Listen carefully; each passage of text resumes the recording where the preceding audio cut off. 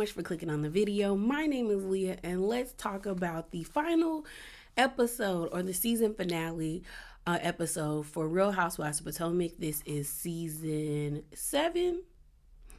Episode 17. So let's get into it. Let's get a little spicy before we do this review. So I want to talk about Robin. I don't really care about the Mia thing, and if you don't know what the Mia thing is, Mia got on Twitter talking about she don't like this narrative of being called a liar, and then post a whole bunch of emails and screenshots of stuff that honestly, when you read through it, didn't really confirm or deny anything.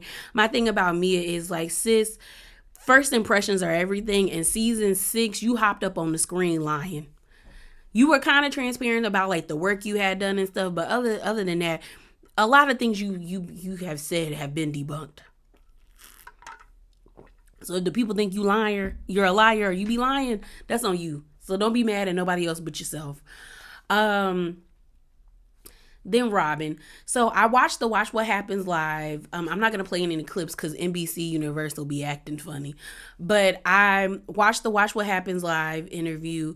I don't even know why Ebony K. Williams was there, because they only talked to her like maybe a couple of seconds and then went back to Robin.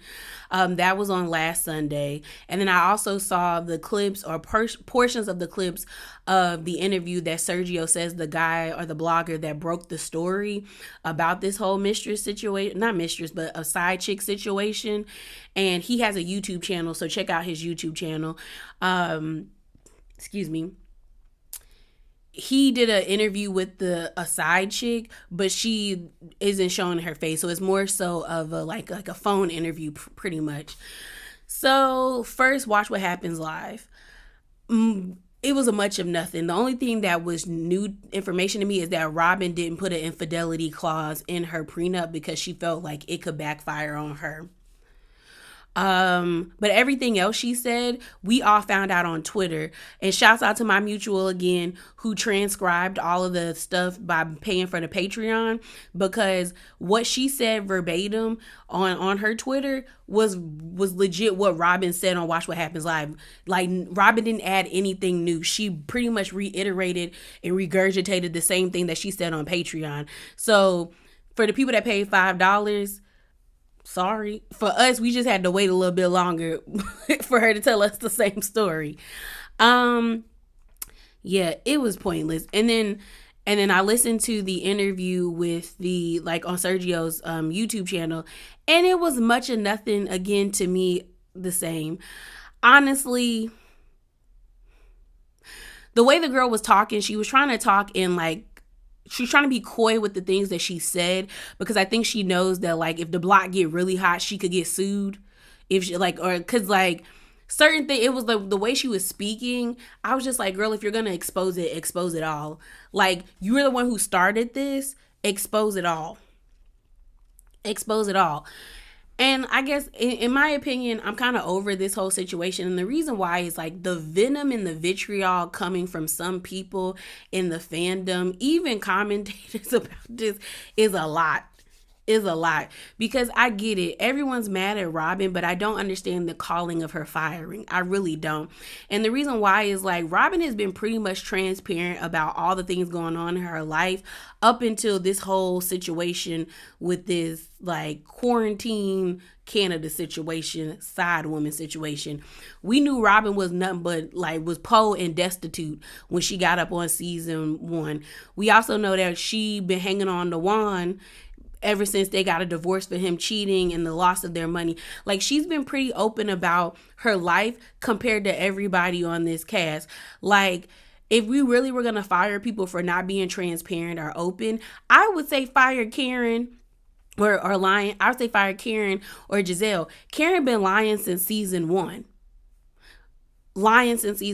And Giselle peaked during season 3, and we have yet to learn anything more about Giselle. So it's like, if you really wanted to fire people, you could just fire the two, like, the two staple heads of this show, if we're talking about people lying or withholding information about their lives, because they both do it. So this whole, like, she needs to be fired doesn't make sense to me. It really doesn't. Now, I can get behind people saying that she needs to be demoted or she needs to sit out a season like Kenya did. I can get behind that. I can, because it's like, You waited until the season was over to cause all of this like storm and fire for no reason, girl. You should have just kept your mouth shut. Cause I guarantee you had Robin not got on the podcast and like confirmed or kind of corroborated this story or the narrative that was being pushed out there, then nobody would have cared. Nobody would have cared. But you did it to yourself. So I just feel like, yeah, you can demote her to like friend or make her sit out or make her be full time. Like, so three things could happen. She could sit out for a season and then come back for season 9, or she could be demoted to a friend of, or what they can do is keep her as full time but do her like they did Nene and only have you on for like the latter half of the season where you don't get paid for the first half and we keep it pushing. But honestly, all in all, I just feel like everybody in this situation are losers and they're lame. Robin's a loser to me because what is the reason of you remarrying somebody that proved to you on several occasions that they genuinely do not care about you the way you care about them? For one, when you were going through that depressive episode, Juan was very much nonchalant and not even trying to give you a piece of understanding. Not even a piece of understanding. On top of that, you said one of the major reasons for you getting a divorce the first time was infidelity, and now you have it happening right before you get married. You're a dummy, Robin. And then for you to still marry him and then not put the infidelity clause, that was like the only thing new that we learned from Watch What Happens Live. And I said, well, girl, that's stupid.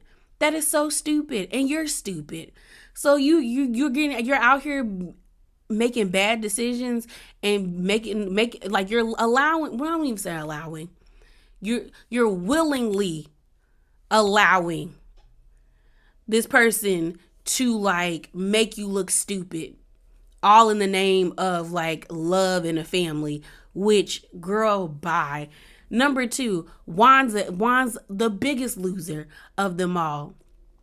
Biggest broke down loser of them all, because bro, you're not a dummy. You played in the NBA. You know girls will throw cat at you for no reason, and you choose to be with this person. On top of that, like the fact that you don't have the nut sack or the scrotum to actually be an adult and just be like, you know what, Robin, this ain't working for me. Like, this is not what I want my life to look like 10 or 15 years down the road, us getting married, and I don't have those feelings for you. But I respect you. Because you told that girl you respected her. You don't respect her. Because if you did respect, because respect is like legit another side to love. If you really respected her, you would sit Robin down and be like, this ain't going to be it. We could be the best of friends. We could be great co-parenters. I'm going to go find me an apartment on the outskirts of town or down the street or in the neighborhood over, and you know, we go from there, but I don't see myself being with you. That is what respect is. What you're doing is not that. It's just lame. Like, you're just lame, bro. You're just lame. And then this lady is lame to me, because if you're gonna come out and do all of this, expose it all. Expose your face, expose everything. Stop trying to like, cause then I'm looking at you. What was the point of doing all of this? Other than to say that you feel some type of way because you thought you and him was going to be something, you're a dummy. You're a dummy. Girls and women, men who think like this, who are side chicks or side men or whatever, like anytime they're like, oh, like, you know, you think that person's going to leave their significant other to be with you. I've seen it several times where men have left the girl that they were with, and the girl that they were cheating on them with, they don't even end up with her. They skip town and end up with another girl. So I'm like, you're dumb. So it doesn't make sense why you're exposing this, other than you feel like you got shafted by Juan. But it makes you look stupid, because I just found out that supposedly someone actually figured out who she was. I don't know this to be true, so I'll say allegedly. Someone figured out who she was, and now she had to like deactivate her Instagram because everybody was like coming at her. So I'm like, you did all of this for no reason, and for you to feel like you're innocent And I don't like, I didn't watch the whole interview. I just listened to the clips of the ones that were like, everyone was like, oh, this is like the important parts of this interview. She kind of gives off this air like she feels like she ain't really do nothing really wrong, but it's like you saw out this guy who you knew was attached to somebody else, and you pursued a relationship with them. That calls your character into question. Yes, Juan's character is already on the chopping block, but so is yours when you willingly got with somebody under the circumstances of actually knowing what was going on. Like, no one deceived you. And then she was like, well, he said their relationship was for TV purposes. Even if it was, if she wasn't pulled into it and knew off rip when you guys initially started talking, then you knew what you was doing, girl. So miss me with that. But let's get into this review, y'all. So this review might be different. I don't really feel like going like scene by scene like I normally do. I think I'm just gonna talk about stuff that like stood out to me. So we open up with Ashley. And Ashley and Dean are like at the like at a restaurant. It didn't even look like a child-friendly restaurant. Like, she ordered, I think it looked like spinach artichoke dip. And then she had tea, and then I think she got like a pizza. But there, I was like, Ashley, you don't have like a bag full of toys for him? Because normally, if you go to those types of restaurants, I see parents come out with like a coloring book, or they have their iPads in them like cute little cases, and they're like watching a movie or they're playing games. He looks so bored. And then he was grabbing at stuff, and like he grabbed like, or I think Dean like touched the knife, and I was like, girl, I'm gonna need you to like pay attention. But we find out that Ashley, stupid. Ashley decides that she is like, her and Michael settled on a house. They're going to have 50-50 ownership, but they purchased the house underneath the LLC. But Michael is going to be paying the $13,000 mortgage. And I was like, pause. And Ashley was like, she can't afford that. Major pause. Then why are you moving in there? I think someone said they're living in Arlington. Sis. Ashley needs to move herself to Old Town Manassas, which is like where I grew up, which is like Haymarket, Gainesville area. Heck, she could even move to Fairfax. If Wendy can live all the way in pretty much Delaware, then Ashley could live in like Woodbridge, Fairfax area. Like, why are you living in Arlington? And if you don't know, Arlington is like on the surrounding outskirts of like DC. Very nice area, like really nice area. Most of the people that stay there have like government jobs, like good government jobs, or they like work in like one of the Fortune 500 companies and stuff like that. But if you don't have the means to pay for it, then why are you moving there? And the thing about it with Ashley is like, everyone was always saying like, oh my God, Ashley's trying to secure the bag. Ashley's doing what she needs to do. And I have always said, Ashley is not as smart as y'all like want her to be. Y'all want her to be that smart. Y'all want her to have a plan, but she really doesn't. Ashley got with Michael, and maybe initially she thought like she was going to be on the come up, but them daddy issues seeped in, and maybe she really like fell for Michael in a way. I don't know. But it's like she doesn't have a plan. And I don't know if Ashley has stashed money away somewhere, but it genuinely does not make sense to me that you're moving into a home that you cannot afford without this man that you're supposedly divorcing. And like a lot of people have been saying, their divorce is giving TV divorce. And what that means is that they're divorcing on the show, so Michael doesn't have to be filmed around the ladies anymore. Or like if he get caught out there doing something he ain't got no business doing, it's not an embarrassment towards Ashley anymore because she's divorced, she's free. But this does not make sense to me. Like, if you like, and I knew Ashley was playing games when she waited till like this long to like have a lawyer. Honestly, what this seems to me is like, if this is genuinely like a real divorce for Ashley, I think Ashley thought that if she threw out there like, I'm gonna really divorce you, I think she thought Michael was gonna fight for her, and Michael let her know, girl, no. I'm good, love. Enjoy. I'm good. Get somebody else to do it. Like, he legit was like, yeah, I'm like, for real, you want a divorce? And I think Ashley she wasn't prepared for that. I think she thought by like threatening him, saying that you'll miss out on your family, he was gonna like fight for her, but he didn't. Her sitting at the table talking about like Dean didn't want to leave, and she was like, he can tell like something's happening, and because she called her mama, she called Sheila. And this time I'll give Sheila a point because Sheila looked irritated. Once Ashley said that like they bought that house in the LLC, or they got the house under the LLC, she was like, because she got real short with Ashley after that and was like, oh, I got to go. And she probably got on that phone and called Uncle Lump. She got on that phone to call Uncle Lump and to tell him like how stupid his niece is, because that doesn't make sense to me. And I just find it funny that everybody was telling me that like, no, she got a plan, she got a plan. And I was like, no, she don't have a plan, because if she truly had a plan, Ashley would have finessed this way better. She would have done way better. Way better.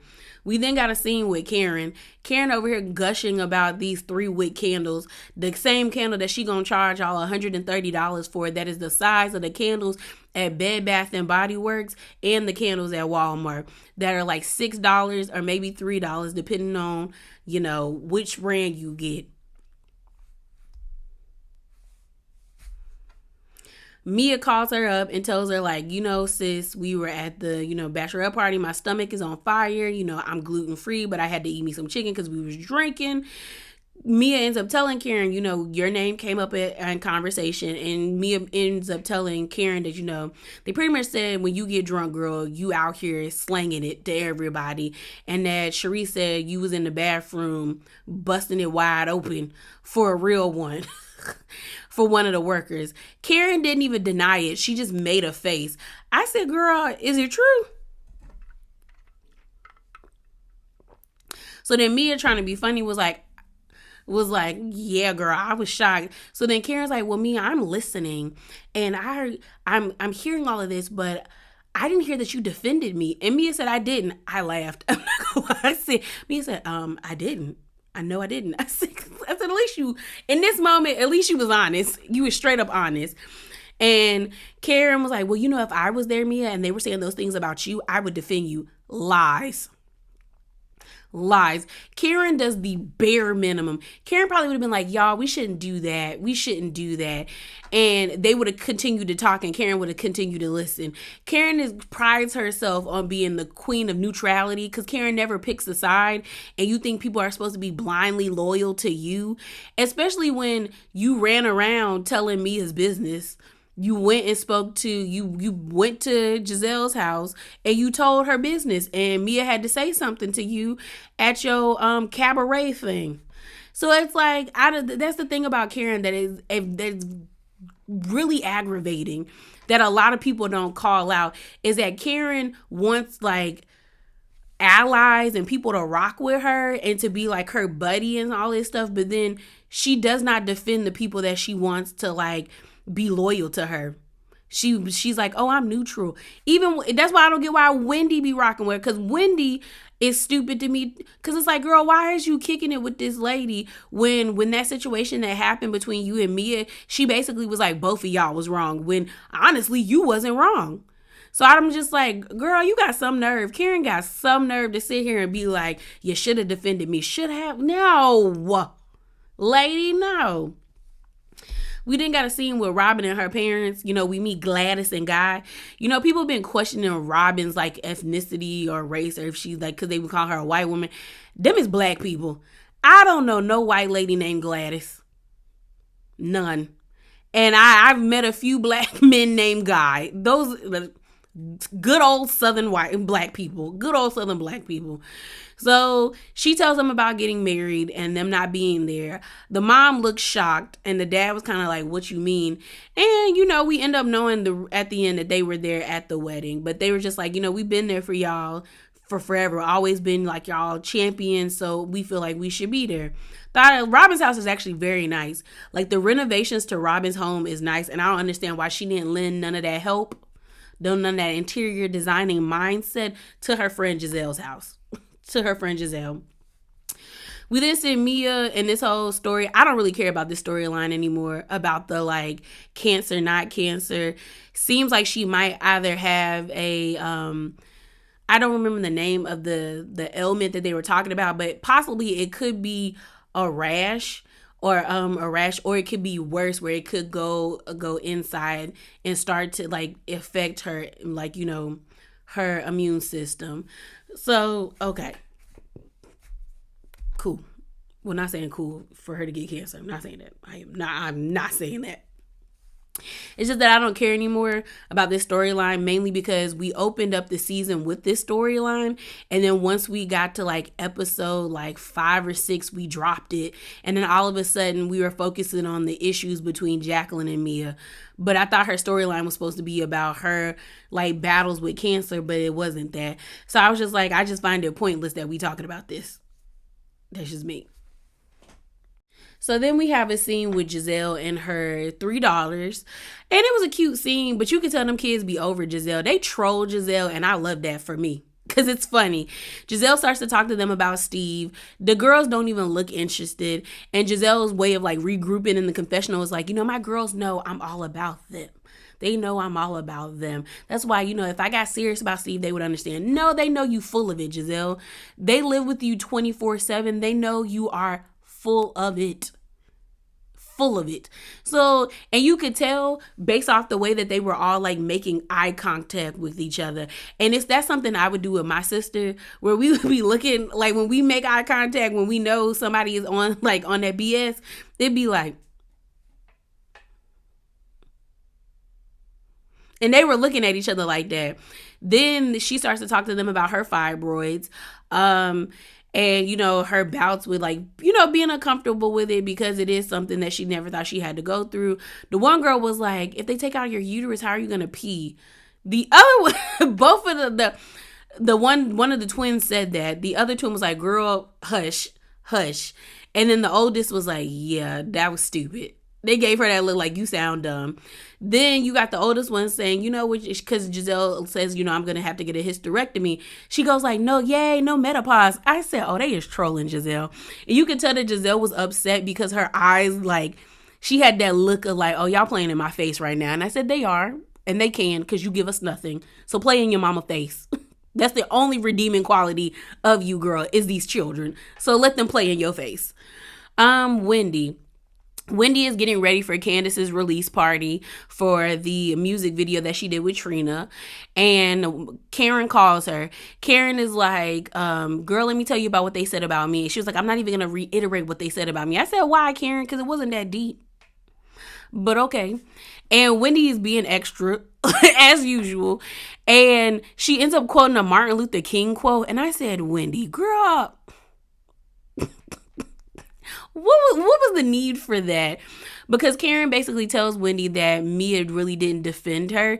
And I'm looking at Wendy like, girl, I hope you know, like, she's not, like, Karen is not worth defending. Like, I just wish, like, I don't understand why Wendy wants to align herself with Karen when Karen has not proven to be a good friend to Wendy, in my opinion. Like, it just does not make sense to me.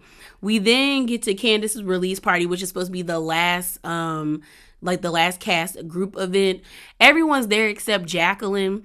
Sharice pulls up. Everyone pulls up. I thought it was funny when Candace got there. And then, no, they didn't introduce her. And so she got her manager to get her DJ to reintroduce her, and they walked her in. It was cute. Chris was happy. Everybody gets there. Candace gives a speech where she talks about, you know, thanking her family, about encouraging her, letting her know that she could accomplish anything. She thanked both of her parents. Then she thanked Chris, and she was about to cry because she was like, you know, my man, my man, my man. And I know we are always like, girl, don't be done for no man, Robin. Don't be done for no man. But in this moment, I thought it was very sweet because to me, Candace and Chris's relationship isn't a perfect relationship, but it seems like a very genuine and real relationship where it's not like a farce. Like, you can tell when they fight, but when they love each other, they love each other. And I just thought it was very sweet. And like, he even was like, don't do that because that's gonna make me cry. It seemed like they really they really ride or die for one another. And I don't have any problems with someone expressing their love to their loved one who has shown them that they really rock with them the long way. So I thought it was very, very nice. This is when things get crazy. So they're all talking. We find out about the whole Mia box thing. I guess what Mia said really didn't happen because she be lying. But Mia said something like she wanted to eat Wendy's box. I feel like this need to be the last time we talk about this, unless y'all gonna really do something. Cause girl, what? But they're all hugged up, hugging. I still don't understand how Wendy was able to like forgive and move on. Cause girl, grudges hold them. But they hugged. They did their little thing. They had a moment. Y'all know we talk a lot about how Giselle can't dress. Ashley can't dress either. That outfit was so ugly on Ashley. And like someone mentioned that Ashley likes to dress in the years where she probably like in Y2K Y2K clothing. And I was like, she does, but it's like, it's not cute. Like, I was like, this is not a cute outfit. And she always dresses inappropriately for certain events. Like, why were you like half naked going to the bridal shop with Giselle and Robin, but then you got on a tracksuit to other events where it's like you probably should be dressed up? It just don't be making sense with me with Ashley. I also am kind of annoyed that they never addressed this season about Ashley doing those photo shoot pictures. Like, what were the pictures for? Like, were you just doing a photo shoot just to do a photo shoot? Because I thought Ashley was gearing up to like release like a line or produce merch or something, but it really was for nothing. So Giselle goes over to Karen to kick off the mess at Candace's event, where Karen is standing beside Ray, and she was like, Karen is like, Mia told me what y'all were saying. And then Giselle's like, well, did she tell you she called you a prostitute? Ray's eyes got big and he started to blinking. And Karen asks Ray to like dismiss himself. So Ray goes and walks over with the men, and where he should have been in the first place instead of around Karen, because it's just like you already know they was gonna be messy. So Mia walks over. And they get to talking about it. And like Karen was like, you didn't tell me you called me a prostitute. And Mia's like, whoa. I did not say that. I said the things that they were alluding to saying that you were doing sound like prostitution. Where they're like, you're doing it in the bathrooms, you're meeting up at hotels, you're going to bars, and someone's picking you up. That sounds like prostitution to me, but I did not call you that. Ashley chimes in and says she did not call you that. She didn't call you that. So Ashley's like, well, Karen, like, do y'all have an open relationship? Like, are you dating someone? Just admit it. Then Karen goes on this spiel about like she's a mother, she's an ambassador to Surrey County, she's a businesswoman. I said, girl, what does that have to do with any of this? You're not denying it. So pretty much it sounds like this stuff is actually true that's about you. So then Karen's whole thing is like, you have to question the source. Talking about Charisse. Then Charisse comes over and Charisse is like, girl, nothing I have said has been a lie. Everything I have said has been true. Karen is like, Charisse, I don't even want to share the air with you. And she was like, I don't even know why you're here, Charisse. And Charisse is like, because I was invited. Karen. So Karen walks away. As she's walking away, Mia follows behind her, and Mia follows behind her. So Mia goes up to Karen and she's like, pulls her to the side, and she said, hey, do you know so-and-so? And they bleeped out the person's name at this restaurant. And she was like, yeah. And she was like, well, his business partner is pretty much saying that you've been dating him for a while and is going around saying stuff. And she's like, I'm only telling you this because you're saying question the source, but Charisse is not making this up. These rumors are actively out there. So Karen got really frustrated and upset, and she ended up like leaving. She then told Ray to like, let me talk to you once we mic, which makes me feel like some of the things that are being said about Karen are actually true. Like some of these things that are really being pushed about her or the women are bringing up is actually true.